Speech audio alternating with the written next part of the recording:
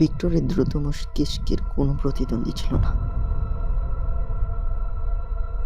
কিন্তু সে তখন এমন ছিল না।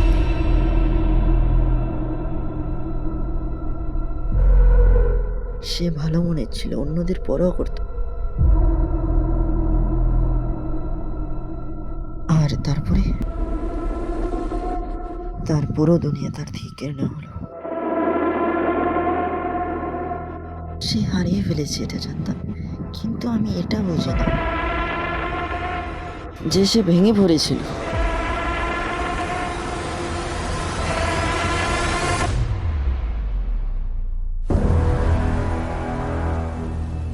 ভিক্টর, এটা তুমি করেছো। তোমাদের জীবন, প্রত্যেকটা নিঃশ্বাস রাত চুরি করেছ। এখন আমি এক একটা চাষের হিসাব নেব।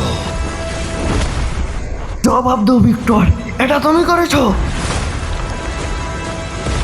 তোকে এত নির্যাতন করবো যে তুই মৃত্যুর ভিক্ষা চাইবি, তবুও তুই সেটা পাবি না।